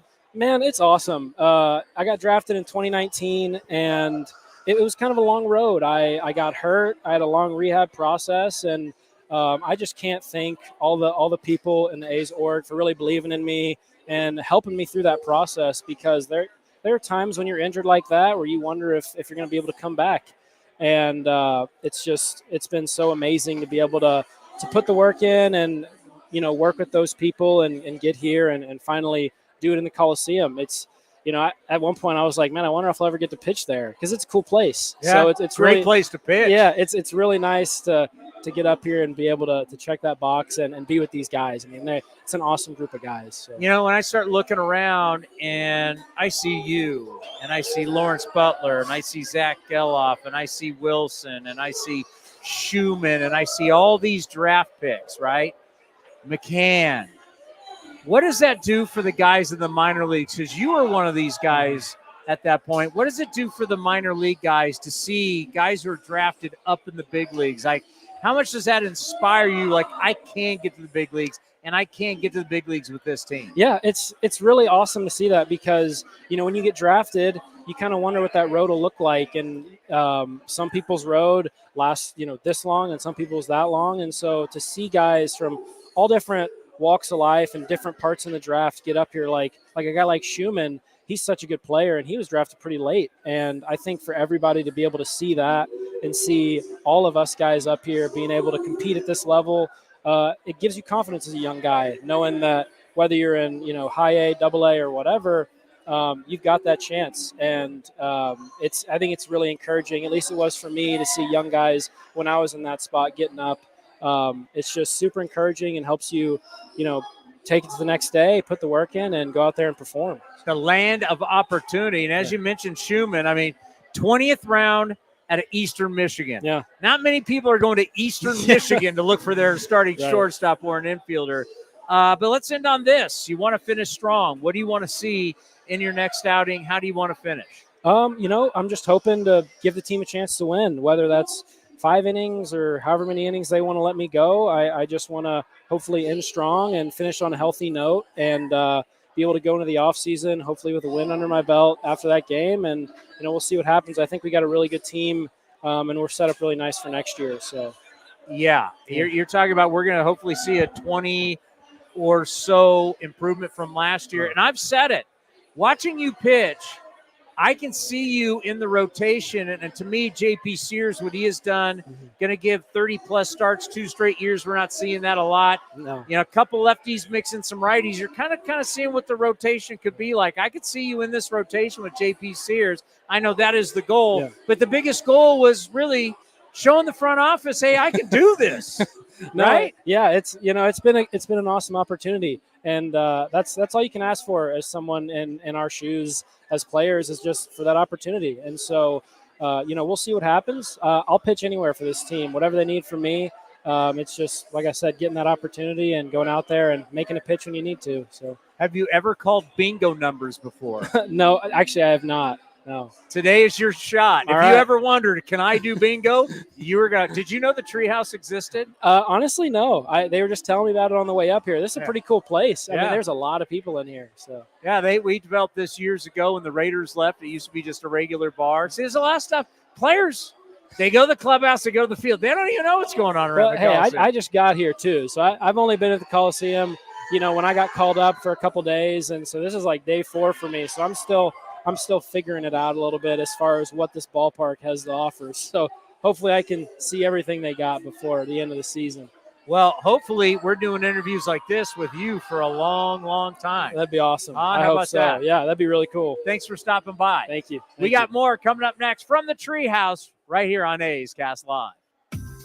This is Commander Cody, and fall is upon us, and Linksole has dropped their new fall line. New pants fit for a more custom experience with elevated layers and performance polos to help transition from season to season, no matter if you're wearing them out on the golf course, out to dinner, or just hanging out with friends. Some effortless looks to help you find the right look and feel for any occasion. Go to their website, linksole.com. That's linksole.com, and find out how you can unlock 20% off your next order. Remember, in the big leagues, to play good, you got to look good. Where does one community end and the next begin? Across the railroad tracks? On the other side of the river? Is it between the east side and the west side? At Comerica Bank, we believe it's all one community, and we're all part of it. That's why Comerica has invested over $20 million for affordable housing, financial education, and workforce development in lower-income communities. Because when we raise expectations for everyone, we all rise. Member FDIC, Equal Opportunity Lender. Hi, fans. This season, Kingsford Capital Management is the official hedge fund sponsor of the Oakland A's. At Kingsford, down to business is their way of seeing the world. Investing has its pitfalls, treacherous chasms of half-truth and despair. Kingsford's mission is to create opportunity through application of proven innovation and entrepreneurial focus with trust, tenacity, loyalty, and growth, establishing a strong reputation as a proven intended and validated bedrock of American finance. Kingsford Capital, down to business. If you haven't been to the Chicken Pie Shop in Walnut Creek, what are you waiting for? You're going to love the new menu, and it's a great place to watch all the pennant race action and the upcoming NFL and college football seasons. Come taste their world-famous chicken pie that has been served in Southern California for 86 years. Spacious indoor and outdoor dining, perfect for your next corporate party or birthday celebration. Don't forget free parking. For more information, go to chickenpieshopwc.com. That's chickenpieshopwc.com. Hey, Oakland A's fans, step up to the plate with Xfinity Internet. Get the fastest speeds and low-lag streaming for an incredible viewing experience that knocks it out of the park. And you'll have a consistent connection with reduced buffering and freezing, so you can stay in all the action inning after inning. When it's game time, make sure to catch it all with internet that's powerful and reliable. Stream sports from the best seat in the house with Xfinity, because it's only live once. Actual speeds vary and not guaranteed. Many factors affect speed. For factors affecting speed, visit xfinity.com/network management. This is the place where you can dance like nobody's watching, win like nobody's business, and get away like you mean it. So what are you waiting for? Come join the party. Take that evening out and make it a night you'll never forget. This kind of action can't be beat. With more sunshine returning, it's time to get outside and make the most of what Cinnabar Hills Golf Club has to offer. Like 27 championship caliber holes tucked in the beautiful hills of San Jose. And take advantage of their amazing Bay Area views for your next special event. It's all for you at Cinnabar Hills Golf Club, an award-winning venue designed to peacefully take you away from the bustle of Silicon Valley. Go to CinnabarHills.com. That's CinnabarHills.com. Being a Chevron car these days has been quite the adventure. Miami to Seattle, ocean to ocean. I've stopped at so many states and collected so many bumper stickers. Sometimes I feel like a moving passport book. It's just so great what I can do with Chevron with Techron, because it gives me unbeatable mileage and keeps my engine clean. Plus, there are so many Chevrons along the way. Now the only thing I'm worried about is where to go next and where to put all my new bumper stickers. Chevron with Techron, fueled by possibility. If you're looking for a new mattress, Nest Bedding has you covered. Sleep on the same mattress Hall of Famer Ricky Henderson sleeps on. Nest Bedding is the #1 brand of online mattresses and the Bay Area's favorite mattress store. Take home the Easy Breather pillow. The New York Times calls it their #1 pick. You can navigate their easy-to-use website, nestbedding.com. That's nestbedding.com. Green and Gold fans, use the coupon code Oakland and you get 10% off your entire order. Nest Bedding, love where you sleep. And the underdogs Oakland Athletics win their first championship since they were in Philadelphia in 1930. Hi, I'm Raleigh Fingers, Hall of Famer, 3-time World Series champion with the Oakland A's and World Series MVP. Winning takes teamwork, skill, and heart. So when you need an ace for a personal injury lawyer that will win you the game, go with the winning team. Call Venardi Zerata at 833-VZ for me or go to vzlawfirm.com. Venardi Serrata, the official injury law firm of the Oakland A's. Like sports, business is about winning. Championship decisions are business decisions based on what it takes to help your company win. And that's why there's UBO Business Services, specializing in helping you win every day by streamlining workflows, managing documents, and providing the best-in-class office technology. Make your championship decision with UBO Business Services. Visit them at ubeo.com. That's ubeo.com. Unlock offers and receive exclusive in-game features by downloading the MLB Ballpark app for iPhone and Android today. Plus, get the latest information on game times, schedules, and more.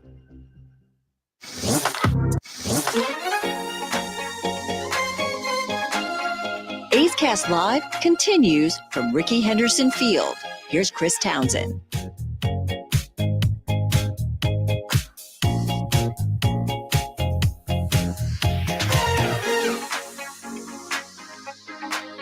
I guess I'll handle us coming back from break here. The man of the hour, he's busy talking to the fans. So we do have an update with today's game and today's lineup. Juan Soto scratched from Yankees lineup due to soreness and swelling, Aaron Boone said. X-rays were negative. No additional testing needed. You told me he was in the lineup. He was. Then he got scratched. Oh, wow. Are you saying what? and I'm going to say it for Michael because he wouldn't say it. Are you going to turn the camera on? Oh, sorry. I can't host and do that. And you haven't adjusted since Jeff Nelson was here. Well, no, I did because Brady was here. He's a little taller. Oh, yeah. Hold on. Jeff Nelson at 6'6". My God, he's like a power forward. The Treehouse is absolutely rocking. What do we have coming up here? We've got the Mark Kotsay show.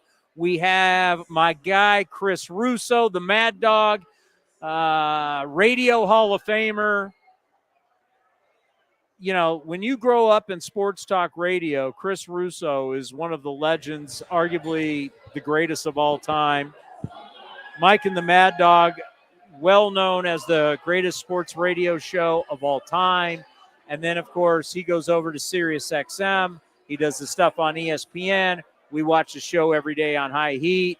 And just over the years, we've developed a nice relationship with Mad Dog, and he comes on A's Cast Live, and we always appreciated it. We thought, you know, with the Yankees in town, it'd be a great time to catch up with him one last time from the Coliseum, because the thing with Mad Dog, and I can just tell you, we've taped the interview already, we can talk about great baseball games here. We get into great Raider games here.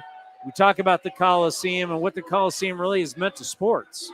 Yeah, it was good to get the Mad Dog on, and you know, I watched him on High Heat earlier, and I'll never forget the first time we had him on at the winter meetings in 2019. The people that were next to us were complaining that you and him were so loud.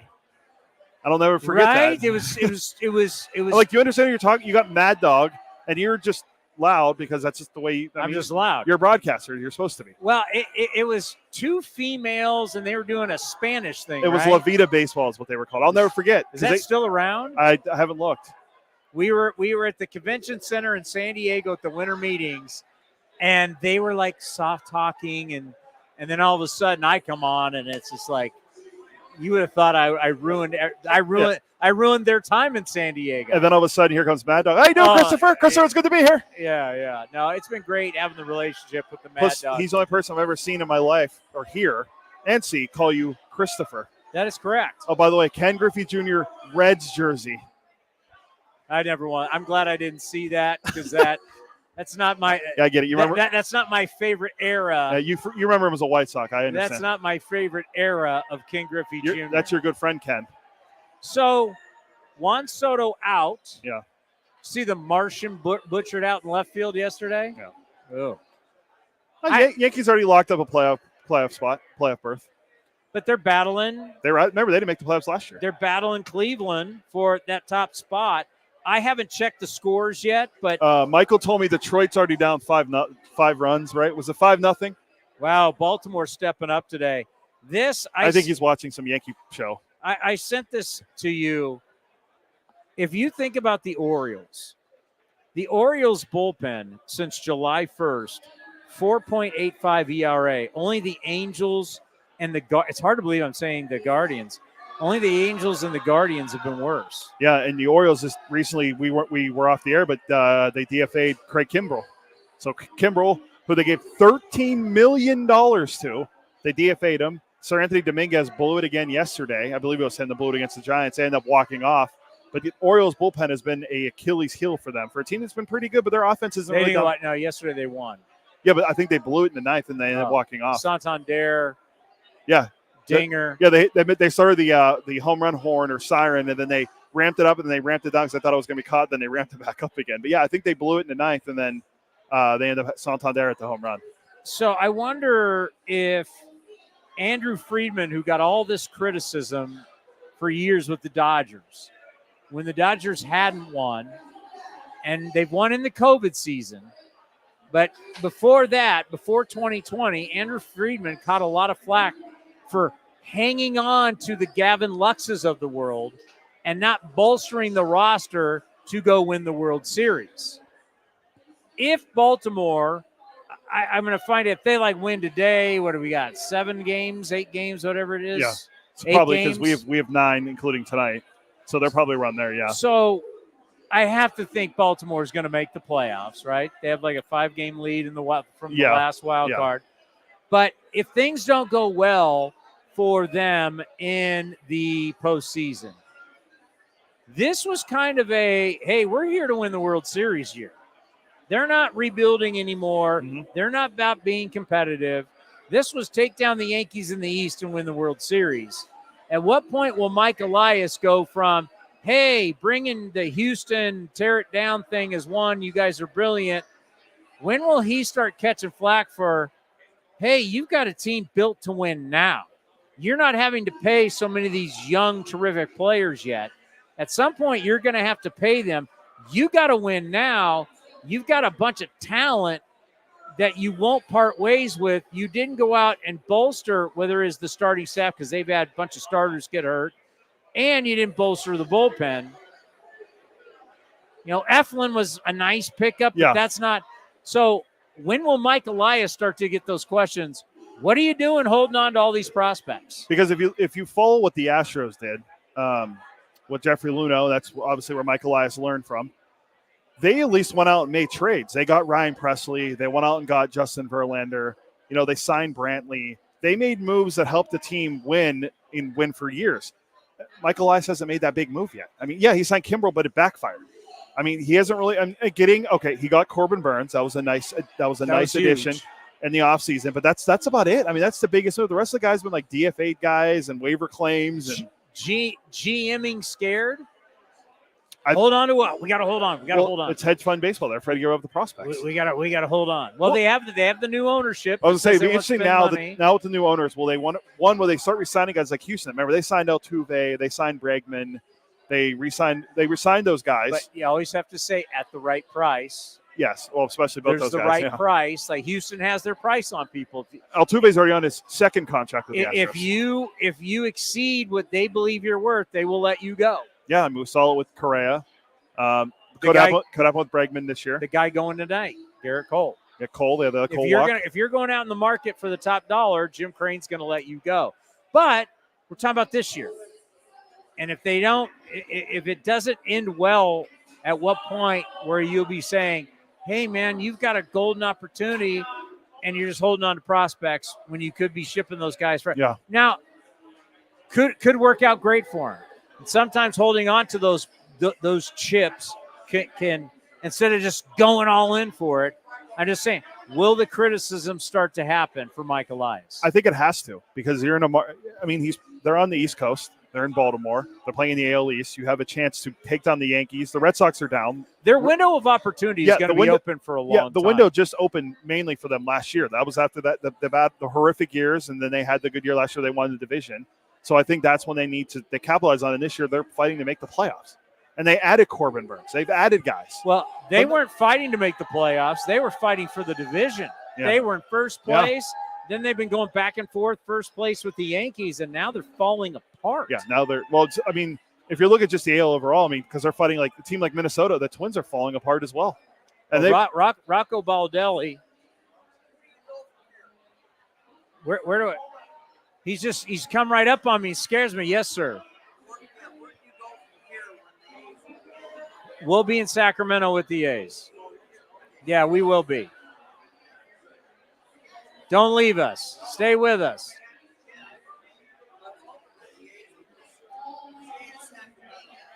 Well, I don't know. We're live on the air, but we will be in Sacramento.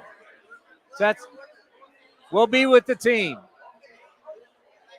Yeah, everybody. Live television. It is amazing how much we get asked that. Folks, there's a reason we were created. I'll get more into this as more details come out. There's a reason why we were created. There's a reason why I took the leap of faith to leave 95.7 The Game and to leave my contract at 95.7 The Game to come here. There's a reason. So it's funny how so many people have asked, are you guys going to Sacramento? Of course we are. There's a reason why A's Cast was created. It's the future of how you're going to get A's baseball. We've shown you that from the standpoint of radio. We are the flagship station for the team. If you actually hear the game on terrestrial radio, it's because they're getting it from A's Cast. The next wave is what we do when it comes to television. So thank you, everybody, for having concerns and wondering what we're going to do and where we're going to be. But yes, we will be in Sacramento with the team. A's Cast is the future of A's broadcasting and the way, so many different ways you take in A's content. That's why we're at the winter meetings. That's why we're down at fantasy camp. That's why we're down at spring training. We give you more content than the A's have ever had before. A's Cast is not going anywhere. It's just going to continue to grow. So yes, of course, we are going to Sacramento. Have we not made that clear? I mean, we have, but I don't think we've stressed it enough. Yeah, but thank you, everybody, for having the concerns. But yes, like the gentleman who just came up and started yelling at me, what's your plan? Our plan is we'll be in Sacramento, and we'll be doing A's baseball. If this team moves to Alaska, it'll be cold. Ladies and gentlemen, welcome from the igloo. It's A's Cast Live. We have this super cool igloo set. Like, you know what I mean? Yeah, for sure. Freezing our butts off inside, but we're in an igloo with the lights. That'd Yeah. be pretty killer. Look like a James Bond movie. That was Die Another Day. That There was you in go. Iceland, I believe. All righty. We got to get the Kotsay. Yeah, and then Mad Dog. All right. Coming up next, we've got Mark Kotsay. And then are we just going to Mad Dog after that? So we got Mark Kotsay. We got Chris Mad Dog Russo. It's all coming your way right here on A's Cast Live. Thank you for everybody who came out and everybody's come to the Treehouse. And so many people have come up to one last happy hour at the Treehouse. Enjoy, everybody. I know it's going to be emotional. We'll talk to you in the post-game show. But enjoy your final times here at the Coliseum. And thank you, everybody, for stopping by and saying hi. Here is the Mark Kotsay Show. Time now for the Mark Kotsay Show, brought to you by Nest Bedding. Love where you sleep. Check out their location in the Bay Area, or you go online, nestbedding.com, for all your bedding needs, your bed, your mattress, your pillows, you name it. Mark Kotsay, the last homestand of the year. How you feeling? Feeling great. We got off a good road trip where we finished 5-4 against two teams that were vying for playoffs. Obviously, the Astros, first place team in our division. So it was nice to go in there and take 2 out of 3. We got to Chicago on a high note and ended up kind of giving away a game maybe against the White Sox. But that's baseball. We bounced back and beat the Cubs 2 out of 3. So overall, it was a great trip. Yeah, when you look at these trips and you look at these close games, and your pitching coach always tells us, if you're not winning, you're learning. He's actually had me read the book, and it's a really good book. So I think about that road trip, like you said, all the positives, but even the negatives. You're playing one-run games. You're learning how to play those games that matter. What does that mean to the younger players to have the adversity, good or bad, but learning how to play in close games? Yeah, I think that's also, it's part of the development. You're learning how to win. You're learning the details and the importance of the details to the game that impact a one-run game, a win or a loss.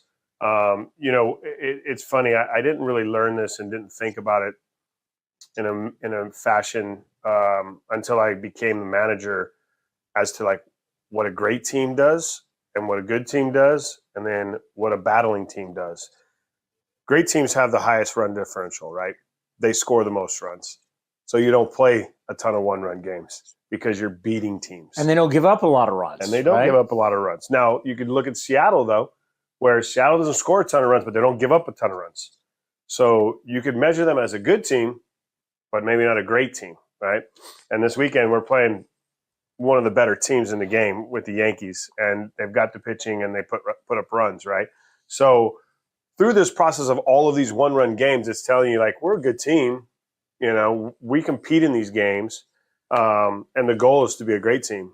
So the goal is to increase the offense. The goal is to decrease the runs that we allow, not just from the pitching standpoint, but from a defensive standpoint. And that's really like a focus going forward for us. Yeah, I think defense is definitely something that we'll talk about probably in the last show, about things that need to be improved, because obviously something that was a big highlight of your game. But something you just said there, and I think about your journey in your life in baseball. You think about through high school, and then you get to Cal State Fullerton. You have the great career there, and then the big leagues. And how much have things changed for you now that you've managed for a couple of years on how you view the game of baseball compared to what you used to when you were either just a coach or a player? Well, as a coach, you have an individual task.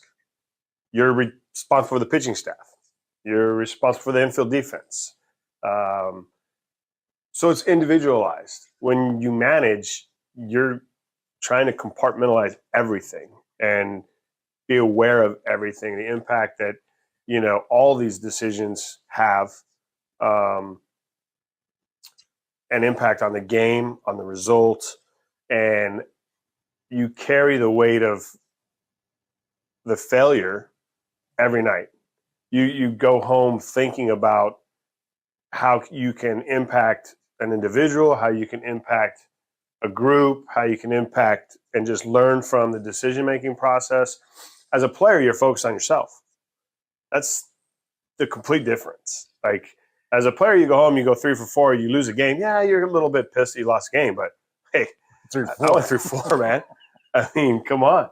Like, I did my part, right? Yeah. So, the growth that I've had in just, each stage has taught me something, right? I talk about this a lot with my kids in terms of experiences are the only way, and failure is the only way you're going to learn. If you never failed, you wouldn't know the difference of what it means to kind of correct or have to work harder for or have to learn from something. And that's what we're doing here. We're continuing to learn from our failures, which I think is a big part of the success in the growth that we've had this year. Is it tough to deal with something that you can't control? Like, you can't control it. You're, like you said, you're kind of like the CEO over everything, but you can't control everything. Yeah. You can't make players play better. No, you can't. And I don't think you want control. Like, you hire people, you bring people in that are smarter than you. Like, I thoroughly want people smarter than me around me that can help impact our success. I don't know everything about baseball. I don't know, the intricacies because I still am learning. And that's the beauty of the game. The game is, I'm around a lot of, mentors that are continuing to talk about their learning experiences, continuing to talk about their growth, that have been in the game managing a lot longer than I have. And that's fun to hear. And it's awesome because they share those experiences, and that's part of my learning curve as well. Now, a lot of what you do is instincts, right? You got to do stuff in a quick amount of time. You got to make decisions. You got to make calls. Have you seen any changes in your instincts since you've been on the bench? I don't want to say changes. I think the experiences obviously have helped in the knowledge, how you assess the situation, how you, and again, we have a young roster. So there's a balance between allowing them to go through these moments, experiencing the 6th inning of a game, the 7th inning of a game, bringing a reliever in that's hasn't pitched in leverage and dropping them in. Some of those decisions, are based on seeing how they respond, getting their heartbeat, right? Mm-hmm. The data doesn't give you the heartbeat. The analytics don't measure what it feels like to come in the 7th inning with 2nd and 3rd and 1 out and have to get a strikeout. It doesn't measure that. The data only measures their ability to, throw a fastball at a certain, speed, and or it's all in the spin, past, or right, and it's all that what they have done, not what they're doing. So balancing that and understanding that, as the season goes on, you want to challenge players early to see what their heartbeat is, to see if they can handle those moments, so that when you get into a season later, they've gone through it, they've shown you what they can do. When I think about the improvement of this team and the effort that your coaches put in and day out, just not this year, but last year and the year before. And yes, we've talked about a lot of the struggle. How happy are you for your staff that the wins kind of, they're always going to work hard. They're going to give everything they have, but it kind of gives you a little extra oomph that, hey, look, it's starting to turn around. It's paying off. How happy are you for your staff? Yeah, I think, the big gains here, we can kind of see them right in front of your eyes is, from a pitching standpoint, the walks, right? we've really cut and reduced our walks, which has really helped the pitching staff. On the flip side, the offense, we've seen our batting average increase this year from the low 220s to somewhere in the mid 230s, possibly, hopefully getting to that league average area, with this last stretch of games, which would be a huge leap. We're focused on continuing to emphasize, like, let's cut our strikeouts down. I don't want to slap the ball in play, but, when you get 2 strikes, we've got to be able to, make an adjustment and put the ball in play. The great teams are striking out at the league average 22%.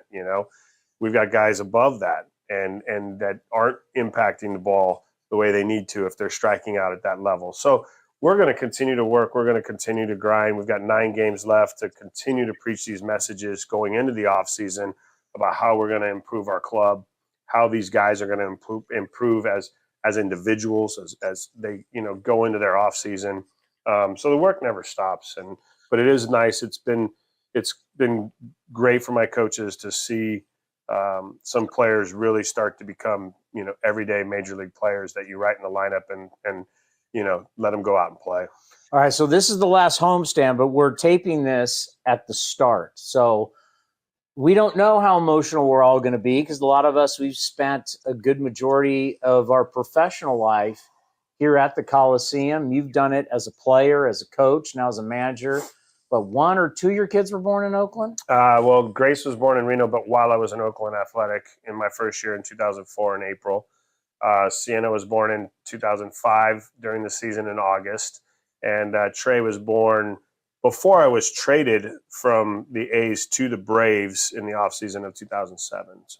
So you spent a lot of your time here. What do you think emotionally for you when you look out there and you think about your time in center, you think about your time as a manager? You've been a big part now of this franchise's history. What do you think the emotions are going to be like? I don't know, Towny. Like, I don't want to start thinking about them. I want them to just happen organically on Thursday. I'm sure it's going to be emotional. Anytime I start to talk about the finality of this place, I do start to get emotional about it. So I'm going to hold those emotions off. I'm going to get through this series and into next series with Texas and focus on what we always talk about, baseball, because that's what we're here doing. We have a task in front of us that we're still not finished with, and it won't be done until Sunday in Seattle. And I talk to these guys a lot about distraction, and we've had a fair share of distractions over the last 2 seasons. So this will be a big one. But again, my message is always, let's just engulf yourself in the game. And this series against the Yankees, obviously they're battling for the best record in the American League. Going with Stephen Vogt hand in hand, going up against Cleveland. This Yankees team, they've got a lot of special players. They got a lot of mojo going right now for them. Talk about this test and how it's a good test for your guys. I mean, to me, this is a playoff series in terms of the rotation, the guys they're throwing out tonight, Cole, tomorrow, Rodon, and then Gil. Like, those 3 guys most likely could be their first 1, 2, 3 in a 5-game series. So we've got our work cut out for us. It doesn't get any easier, and yet we love the challenge, and we love the opportunity to play one of the best teams in baseball right now and go out and see how we can compete. Great stuff. We'll talk to you next. We'll end it in Seattle. In Seattle. It's like we kind of forget, this series and everything that's going on. There's 3 more games after this. There's 3 more games. Yep. And that's kind of the message to the guys too. It's you'll see some guys start to pack up. Obviously, when we leave here Wednesday or Thursday afternoon after the game, most guys aren't coming back. They'll fly home from Seattle. So there's a ton of distractions laying in front of them, and I'm going to make sure that they stay focused on what's at hand. Like, we're finishing these 9 games. We're still going after what we talked about 2 months ago. Let's finish the season with winning months. It's a hell of a challenge because, as I talked about, 19 of 25 are against playoff contending teams. So we still have a shot at it, and it's going to be difficult. It's the Mark Kotsay Show right here on A's Cast. Brought to you by Nest Bedding. Love where you sleep. Well, whenever we have a chance to have him here on A's Cast, we know it's special. He's a radio Hall of Famer, and we always say the GOAT in our industry. The Mad Dog, Chris Russo, is with us. Mad Dog, how are you? Hello there, Christopher. Yankees are in. Good to be on. How you doing? Okay, pal? I'm doing good, but, man, this time of the year so busy for you. You got your great show, High Heat, on MLB Network. We know everything you do for Sirius XM, all the ESPN stuff, football season. I mean, this is the best time of year. Oh, it really is. It's September and October because all those seasons converge. April's pretty good, too, because the NBA playoffs start, the NFL draft, baseball begins. But you throw in college football this month and the next month, and obviously you got a good week of baseball forthcoming. The NFL got a couple games under their belts, so, you're going to sort of define some seasons here in the next 4 or 5 weeks. So this is an excellent time. If you have to do sports talk, this is a good time to do it. There's no question about it. Well, good time to do it. Obviously, you know baseball history as well as anybody, and this is it for the Yankees and the Athletics here at the Coliseum. You go back to when the A's won 3 straight World Series, 72, 73, 74, and then the Yankees, how they would do well in the late 70s, early 80s, then the A's dominance in the late 80s, then you go into the 2000s. There's so much history between these two franchises, and that will be it. So your thoughts on the Oakland A's and the Yankees in the history between these two franchises? Well, let's throw in Catfish and let's throw in Reggie, two participants who won titles for both franchises. I think that is very significant too. Catfish, the first big free agent who Steinbrenner signed. Reggie, of course, ended up with the Orioles and came to New York, big signing there. Reggie wins the 3 with you guys, 2 in New York. I mean, I think that's part of it as well. In the 20 years ago, the A's should have won a couple of those series. They had a 2-0 lead in one of them. They should have won. Obviously, we all know about the play at the plate. They had a 2-1 lead in another one, and they got in trouble. They should have won a couple of those series.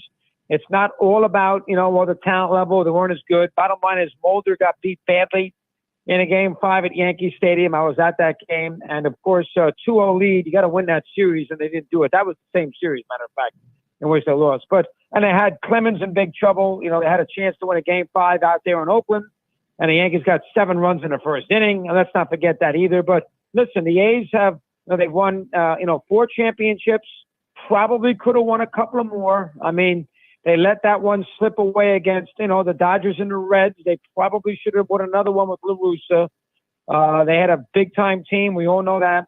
And they probably should have had a little more success against the Yankees 20 years ago. I mean, that franchise lost, and the Red Sox beat them in 5. They should have had more wins. They had the 20-game winning streak the one year, and they were great. And they had big players, Giambi, Tejada, excellent starting pitching. Probably should have cashed in with another title, or at least some advancement in the postseason in that run too. But it's it, the Alameda Coliseum. I went there for the World Series in '89 when the A's did beat the Giants. I was at the first 2 games. I sat right next to Dan Fouts out at the right field foul pole because you know me, a big Giant fan. Yeah. And the A's won both games with Dave Stewart and Mike Moore easily. I think the Giants lost 5-1 and 5-0, never in the series. Then, of course, I went home on that Tuesday morning, and the earthquake was that night. And before Game 3. But, listen, that's a big-time franchise. The Yankees are the Yankees. We all know that. The A's from the late 60s on, a lot of great Hall of Famers on that team. And that A's team in 72, 73, 74, never unbelievable in the regular season. They won in the mid-90s, low 90s. But in postseason with all that pitching, the late Kenny Holtzman, Catfish, Blue Moon Odom, Fingers and Daryl Knowles, throw in a little Vida Blue. I mean, they won 1 million series in a row. That's historically, that's an underrated championship run, 72, 73, 74. Well, and the other reason why we wanted to bring you on today, knowing that your history also football, since this is going to be it for the Coliseum and baseball, but we did say goodbye, and I used to work for the Oakland Raiders back in the day, but you know the history of professional football, the NFL also in the stadium. So when the A's say goodbye, it's all professional sports, and you think some of the greatest football games, all the greatest football players back in that time all played here at the Oakland Coliseum. nothing better than 4 o'clock in the 70s between, nothing better basically from 1969 to the mid-80s. Oakland at 4 o'clock in the afternoon with Gowdy and DeRogatis and John Madden and Stabler and all those matchups with the Steelers, the Miami Sea of Hands game, the comebacks, George Blanda kicking 1,000,000 field goals in that 1 year when they had the quarterbacks hurt and making plays behind center. Nothing better than Raider football in that spot. Throw in John Facenda, throw in the idea that, the comebacks, throw in, the Raiders, that name. There was a lot of people around America became silver and black fans because of those games in the 70s. If you look at NFL in the 70s, Cowboys became America's team. They won twice. The Steelers won the 4, so there's a lot of Steeler fans, and there are a lot of Raider fans. Those 3 franchises became national teams in that period there in the 1970s. And I used to have Madden on all the time. I loved him. Obviously Flores won a couple. Let's not forget that. I know they won one of them in L.A. But that was a tremendous period. And the Alameda Coliseum, a building gets its reputation by big games that it hosts. Big games. And the Alameda Coliseum, for a period there between, let's say, 67, 68, all the way through, really the last 15 years. I know the Raiders are bad, and I know the A's haven't been great lately, but they have hosted a many amount of big games in both football and baseball, and a lot of championships. Obviously the Raiders won 3, 2 in Oakland, and the A's won 4, so that's 6 titles. And we're going to miss that. There's a little panache, a little charm with that building, and not having it there now and having the A's somewhere else, the Raiders in Vegas. I think there's a little sports Americana that has been lost, to be honest with you. Since Aaron Judge is in town and Ohtani did what he did last night, history down in South Florida, when you start looking at the MVP race, can you make a case for Bobby Witt and other guys in the American League and in the National League, whether it's Lindor, whether it's Machado, somebody, can you make a case for somebody other than Ohtani and Judge to be the MVPs, or do you think that's just locked? Well, that's locked. You can make a case. They're both going to win. You probably can make a better case now for Witt than you can for Lindor, only because Ohtani has an historic night and throwing the idea, although I didn't like the last home run. I didn't think it was necessary at 17-3. You mentioned that on High Heat today. Yeah, I did. Against a positional player. Really? We can't take him out of the game. He already hit the 50. Geez. But I do think that you can make a case, probably a little better one for Witt. Judge does have Soto, which, is a tremendous 1-2 punch. Not hitting behind him, but he's got Soto there. And Witt's had an incredible year, and the Royals have supplied. They lost, they lost 100 and whatever it was, 110, 112 games last year. So I think 114 games, 116, were they 56 and 116? So you can probably make a little better case for Witt than you can for Lindor. Lindor hasn't played the last week or so, and the Mets are still rolling. So, maybe you can say that's a problem too. But probably, listen, they're both going to win it. And the World Series between Dodgers and Yankees this year with those 2 players would be a huge story. Huge. And baseball needs that. It would take a little attention away from football. Those games on Fox in October, New York and L.A. haven't played since 81. That would be a big shot in the arm for the sport. But I think overall, I think they're both going to win, and I would make a little better case right this second for Witt than I would for Lindor. Well, it's hard to believe, Chris. This is going to be it. A's and Yankees for the last time at the Coliseum.